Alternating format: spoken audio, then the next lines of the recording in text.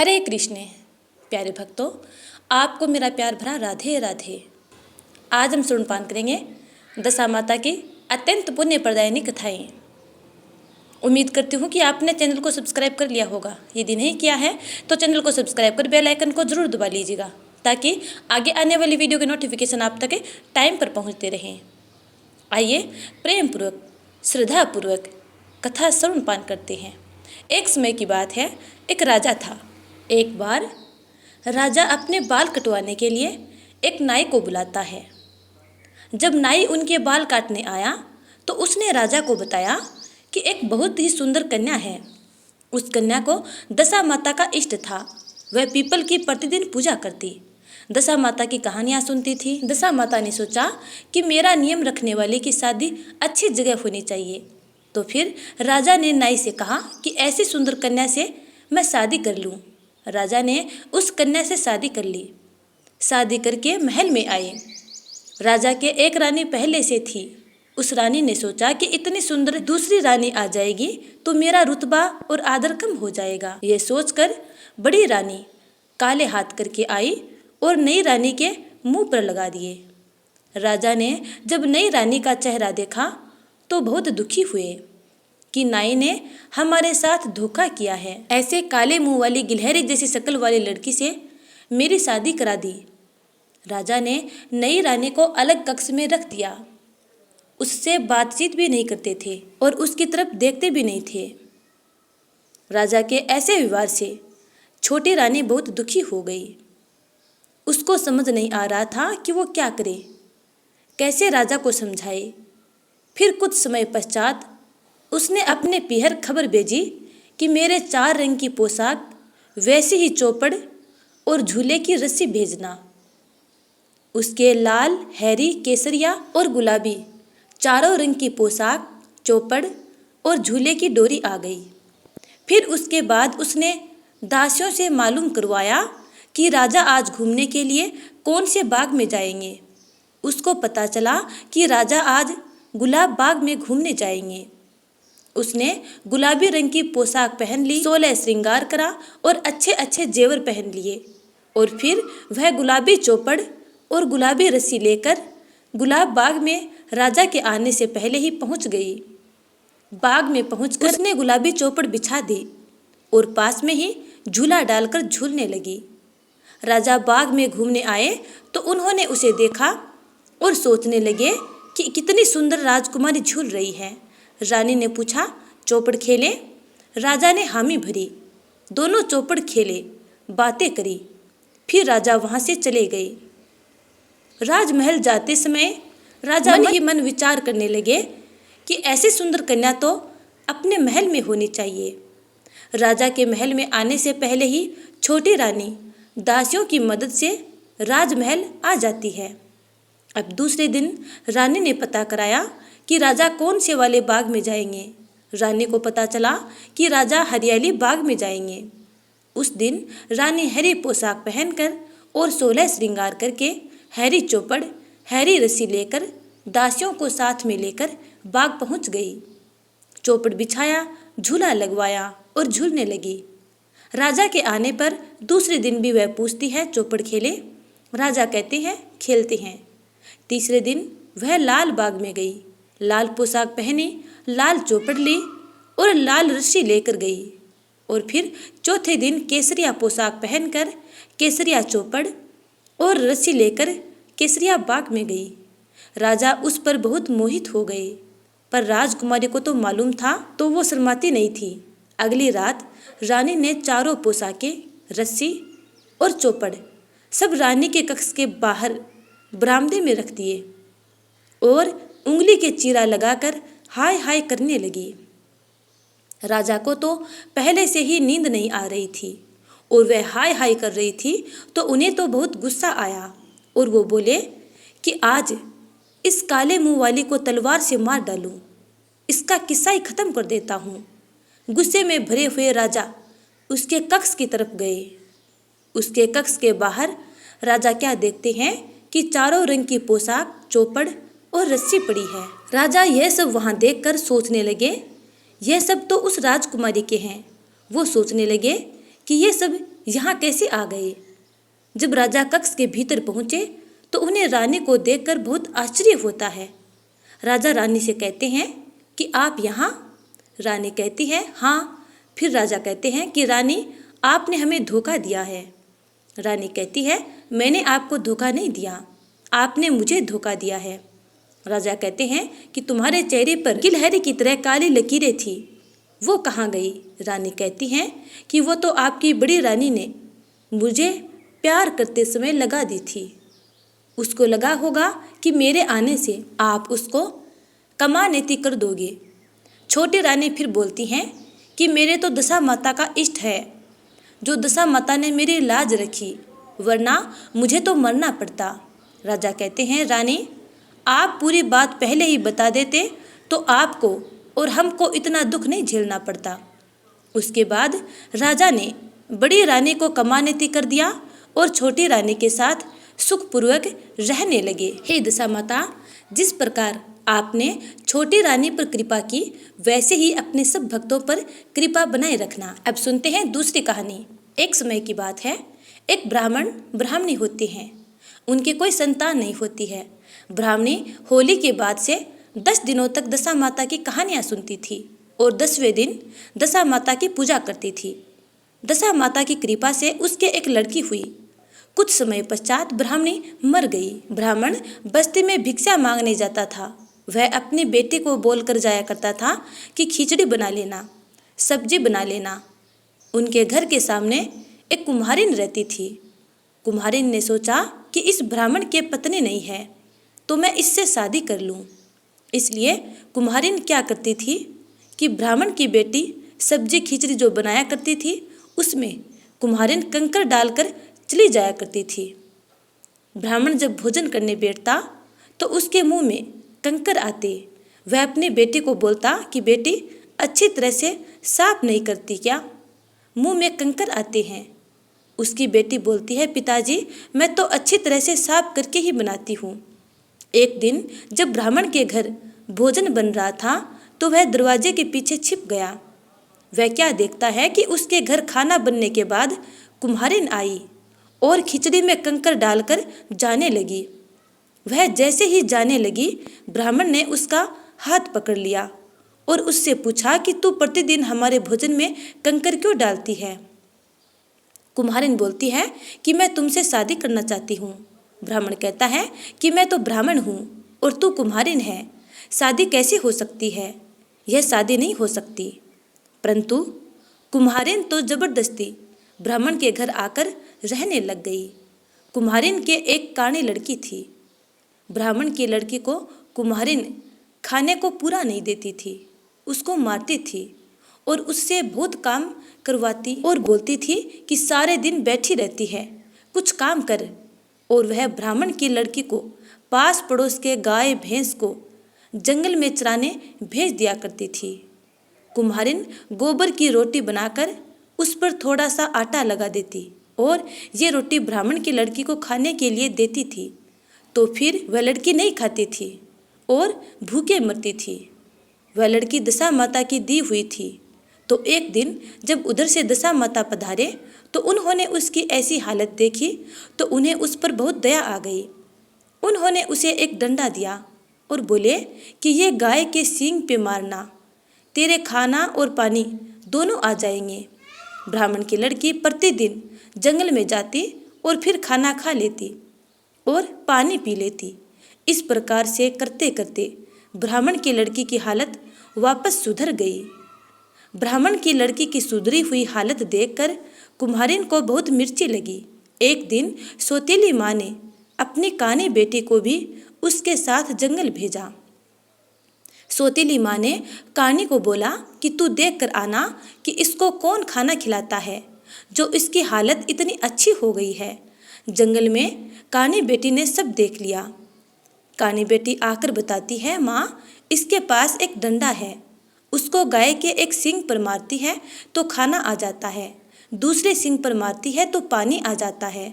सौतेली माँ उस डंडे को चूल्हे में जला देती है। अब वापस वह भूखे मरने लग गई। एक दिन ब्राह्मण की लड़की जंगल में बैठी हुई थी और एक सांप यानी वासक राजा उसके पास से जा रहा था। सांप उसे बोला कि बेटा तू डरना मत, मुझे सपेरा पकड़ने आ रहा है। मैं यहाँ कुंडली मारकर बैठ जाता हूँ, तू मेरे ऊपर तेरी साड़ी ढक देना। सपेरा जब उधर आया तो उसने लड़की से पूछा कि इधर कोई सांप आया है क्या? लड़की ने कहा इधर तो सांप नहीं आया। सांप लड़की से बहुत खुश हो गया। उसने कहा कि तेरे ऊपर कभी कोई मुसीबत आए तो मुझे याद करना। थोड़े ही दिनों में वह भूख के मारे बहुत ही कमज़ोर हो गई। दशा माता ने सोचा कि इस बार इसको ऐसी वस्तु देती हूँ जो हमेशा इसके पास रहे, नहीं तो यह भूखी मर जाएगी। तो इस बार दशा माता ने उसको वरदान दिया कि एक मुट्ठी खोलेगी तो खाना आ जाएगा और दूसरी मुट्ठी खोलेगी तो पानी आ जाएगा। एक दिन वह चैत्र महीने की धूप में गाय चरा रही थी। धूप और थकान के मारे जब उसने खाना खाया तो उसे वही नींद आ गई और वह मुट्ठी बंद करना भूल गई। तो उसके पास खाने का ढेर हो गया और पानी का धोरा बहने लगा। उसी समय एक राजा वन में शिकार खेलने आए। उन्हें बहुत तेज प्यास लगी थी। वो ठंडा पानी राजा के पास से भी बह रहा था। राजा ने पानी पीकर अपनी प्यास बुझाई। राजा ने नौकरों को भेजा कि इस उजाड़ वन में कोई कुआं, बावड़ी, नदी कुछ भी नहीं है, तो ऐसा ठंडा पानी कहाँ से आ रहा है, पता करो। नौकर जब देखने गए तो क्या देखते हैं कि एक लड़की सो रही है। उसके पास खाने का ढेर पड़ा है और उसके एक ओर से पानी आ रहा है। घोड़े के पैरों की आवाज़ से वह जाग गई और मुट्ठी बंद कर दी। उसके मुट्ठी बंद करते ही वो सब खाना पानी गायब हो गया। राजा ने सोचा कि ऐसी लड़की से शादी करनी चाहिए। लड़की से इस बारे में पूछा तो उसने कहा मैं नहीं जानती, मेरे पिताजी करेंगे। राजा ने सेवकों को उसके पिताजी के पास भेजा कि इसके पिताजी को बोलना कि तुम्हारे को जितने रुपए पैसे चाहिए वो ले लो और तुम्हारी कन्या की शादी राजा से करा दो। ब्राह्मण ने अपनी लड़की की शादी राजा से करा दी। शादी करके वह राजा के रावले में गई। जब वह पिंड जाती तो पानी भर जाता, रसोई में जाती तो तरह तरह का भोजन तैयार हो जाता। उसके आने से पूरा रनवास खुश हो गया। सब बोलते हमारे कितनी अच्छी रानी सा आए हैं, हमारे सब काम हो जाते हैं। 9 महीने पश्चात उसके एक लड़का हुआ। लड़का होने के कुछ दिनों पश्चात उस सौतेली माँ ने ब्राह्मण को उसकी बेटी को घर लाने भेजा कि शादी कराने के बाद भी नहीं लाए। अब तो लड़का भी हो गया, लोग ताने मारते हैं कि बेटी को पीहर नहीं लाए, सो आप उसे लेकर आओ। तो फिर ब्राह्मण अपनी बेटी को लेने गया। राजा ने अपनी रानी को भेज दिया। इधर सौतेली माँ ने अपनी बेटी को समझा दिया कि वो आए तो उसको बोलना कि जीजी बाई आप थक गए होंगे, चलो अपन कुएं पर नहाने चलते हैं और उसके कपड़े जेवर खुलवा देना, ये बोलकर कि ये खराब हो जाएंगे, और बोलना कि पुराने कपड़े पहनकर नहा लो, नहाकर फिर से अच्छे कपड़े पहन लेना। जैसे ही वह कुएं में उतरे तो उसे कुएं में धक्का मार देना, जो वह पानी में डूबकर मर जाएगी, और उसके जेवर कपड़े तू पहन लेना। जैसे ही वह कुएं में उतरी सौतेली बहन ने उसे धक्का दे दिया और फिर वह कुएं में गिर गई। गिरते ही उसने वासक राजा को याद किया, हे वासक राजा मेरी रक्षा करना। उसके प्रार्थना करते ही वासक राजा यानी वासुकी आए और उसे झेल लिया, डूबने नहीं दिया। उसे नाग के फन पर बिठाकर नागलोक ले गए और कहा कि यहाँ पर सभी तरह के नाग रहते हैं। उन नागों में कई नाग तो 9 फन वाले हैं, सो तू जाकर बोलना दादो भाई साहब नमस्कार, दादो भाई साहब नमस्कार। नागों ने सोचा चलो अपने भी मृत्युलोक से एक बहन मिल गई। वह प्रतिदिन नागों के लिए कढ़ाई में ढेर सारा दूध गर्म करती, फिर दूध ठंडा करती और एक घंटी बजाती। घंटी बजते ही सभी नाग आकर दूध पी लेते। एक दिन रानी के सिर से घंटी हिल गई। उस समय दूध गर्म था। नाग आए, उन्होंने पिया तो उन सभी की जीभ जल गई। नागों ने सोचा कि आज इसने हमारी जीभ जलाई, आज शाम हम इसको खा जाएंगे। वासक राजा को पता चला तो उन्होंने रानी से कहा कि बेटा आज ऐसे बोलना कि आओ मारे खांडिया बांडिया वीर, वीर पहरावे दखनी रो चीर, चीर फाटे चढ़के वीर फरे दड़के। नागों ने सोचा अपनी बहन तो अच्छा आशीर्वाद दे रही है, आज इसको नहीं खाएंगे। उधर राजा ने अपनी रानी को ले जाने जब ब्राह्मण के घर गए तो कुम्हारिन ने रानी के कपड़े और जेवर पहनाकर अपनी कानी बेटी को राजा के साथ भेज दिया। अब वह अपना घूंघट नहीं हटाती, कहीं रावले में कोई उसकी शक्ल देख ना ले। दासियों ने उसे कहा, रानी सा पंडेरे पधारो। तो उसने कहा, क्या करूँ, पानी भरूं? रानी सा रसोई में पधारो। तो उसने कहा, क्या करूँ, खाना बनाऊं? सब कहने लगे कि ये तो पहले वाली रानी सा नहीं है। राजा ने कहा, एक गुंती सिलाकर एक तरफ इस कानी को भरना और दूसरी तरफ बड़े बड़े पत्थर भरकर काले बेल के ऊपर रखकर इसके घर पर नीचे इसको डालकर ऊपर पत्थर डाल देना। सेवकों ने पूछा कि फला ब्राह्मण का घर कौन सा है? सेवक उसके घर पहुंचकर बोले, यहाँ डालो, यहाँ। कुम्हारिन तो बहुत खुश हो गई कि मेरी बेटी ने जाते ही मेरे लिए खूब माल भेजा है। परंतु जैसे ही उसने खोला उसमें से बेटी निकली। बेटी को देखते ही वो बोली, ए बेटी कानी, तू तो कहीं नहीं समाई। कानी बेटी बोली, माँ तूने मेरे हाथ पैर क्यों तुड़वाए? दूसरी ओर ब्राह्मण की बेटी जब दिवाली का त्योहार आता है तो उदास होकर बैठ जाती है। तब वासक राजा ने पूछा, बेटा तू उदास क्यों बैठी है? वह बोली कि दिवाली का त्योहार आया, कुंवर को कौन तैयार करे? वासक राजा ने कहा कि मैं पाइप पर लटक जाऊंगा, तू कमरे में चली जाना। वह कमरे में गई, कुंवर को दूध पिलाया। वासक राजा ने नए कड़े और कपड़े दिए, वो कुंवर को पहनाए, उसके काजल लगाया और दूध पिलाकर आ गई। जब रानी वहाँ गई थी तब राजा को नींद आ गई थी। राजा ने सुबह देखा कि कुंवर तो खेल रहा है, नए कड़े और कपड़े पहने हुए हैं। राजा ये देखकर बहुत खुश हुआ कि इसका मतलब रानी कहीं न कहीं जरूर है। होली पर भी कुंवर के कड़े, कंठी, पीले कपड़े सिलाकर ले जाने लगी। उधर राजा ने भी सोचा कि होली पर भी रानी जरूर आएगी। राजा अंगुली पर चीरा लगाकर उसमें नमक मिर्ची लगाकर बैठ गए ताकि उन्हें नींद नहीं आए। रानी आई। राजा बोले कि रानी आपने मेरे साथ धोखा करा है। रानी बोली कि आपने धोखा दिया, मैंने आपको मना करा था कि मुझे मत भेजना पियर, वो मेरी सौतेली माँ है, फिर भी आपने मुझे भेज दिया। राजा बोलता है कि अब यहीं रुको रानी। रानी कहती है, मेरे साथ मेरे पिताजी हैं, वो नाग हैं, अभी आपको खा जाएंगे। आप बोलना कि ससुर जी सा खम्मा गणी, खम्मा गणी। वासक राजा बोले कि जुओ जमाईसा, जुओ जमाईसा। वासक राजा को भी अपने साथ नागलोक ले गए। थोड़े दिन नागलोक रहने के बाद राजा वासक राजा से कहते हैं कि अब आप रानी को मेरे साथ भेजने की कृपा करें। वासक राजा कहते हैं कि यह तो मेरी बेटी जैसी है, जैसे बेटे की विदाई करते हैं वैसे ही सब डच डायचा, हाथी, घोड़े, लाव लश्कर के साथ वासक राजा रानी की विदाई करते हैं। राजा रानी महल में आ जाते हैं। कुम्हारिन को जब पता चलता है कि रानी अभी मरी नहीं है तो वह ब्राह्मण को वापस उसे लेने के लिए भेजती है। वह ब्राह्मण से कहती है कि बेटे की बहुत याद आ रही है, सो आप उसे लेकर आओ। और वह साथ में जहर के लड्डू बांध देती है कि लड्डू खाएगी तो मर जाएगी। राजा तो पहले की सब बात भूल जाते हैं और रानी को ब्राह्मण के साथ वापस भेज देते हैं। दास दासी और रनवास वाले सब परेशान हो जाते हैं। इस बार उस सौतेली माँ ने पिंजरा बनवाया। वह कानी बेटी को कहती है कि जब अच्छे गहरे पानी में जाए तब तू रस्सी छोड़ देना ताकि वह बच न सके। रानी अपने पीहर जाती है। कानी बेटी बोलती है कि आओ जीजाबाई सा, चलो अपन नहाने चलते हैं। इस बार अपन नदी पर नहाने जाएंगे ताकि गिरने का डर नहीं रहे। यह पिंजरा भी बनवाया है सो आप कहीं गिरोगे नहीं।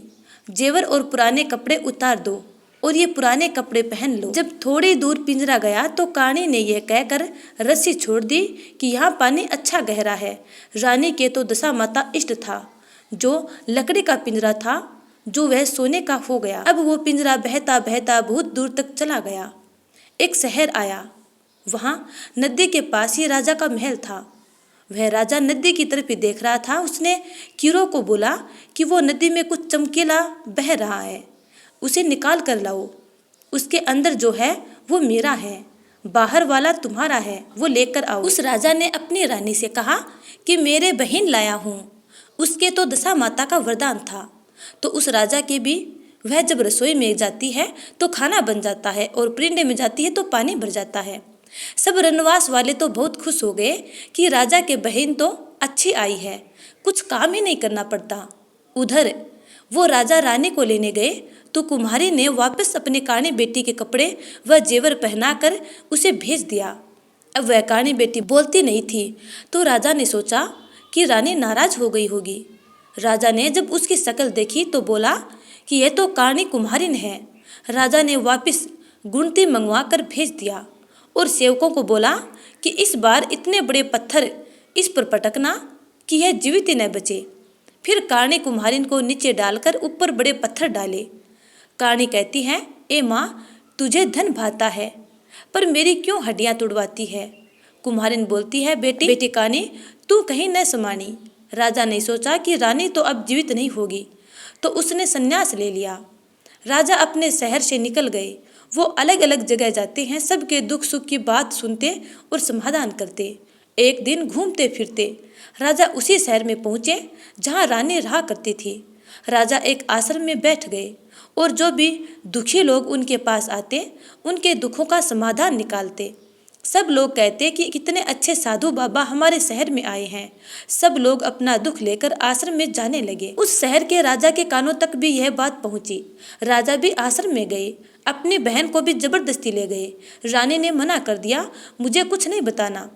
साधु ने पूछा, क्या परेशानी है, बताओ। रानी बोलती है कि मेरी मुसीबतों की तो गिनती नहीं है, अनगिनत परेशानियां झेली हैं। छोटी थी तब माँ मर गई, सौतीली माँ आई, वो मारती पीटती थी, खाने को नहीं देती थी।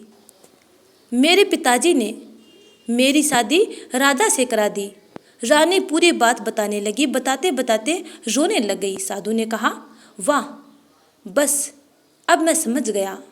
वह रानी से कहता है कि आपके कारण ही मैंने संन्यास लिया है। फिर वे राजा से कहते हैं, आपकी बहन को हमारे साथ भेजने की कृपा करें। राजा बोले, ऐसे कैसे भेजें, ये तो हमारी प्यारी बहन है। हमारी बहन की विदाई तो हम ठाट बाट से करेंगे। राजा ठाट बाट से अपनी बहन की विदाई करते हैं।